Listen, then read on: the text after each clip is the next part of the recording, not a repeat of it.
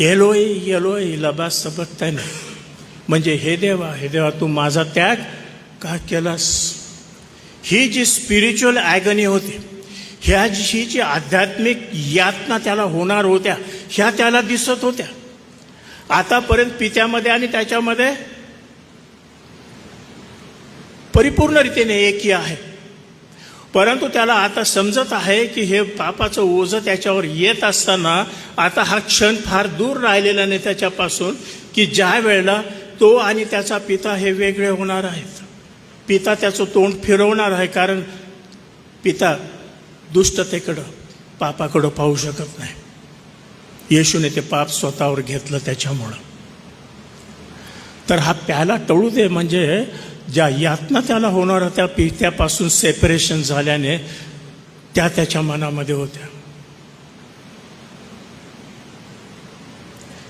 आणि म्हणून त्याने ती तशी प्रार्थना केली.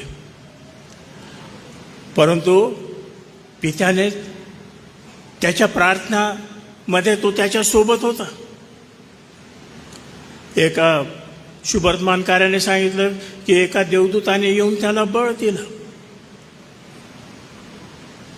He was strengthen.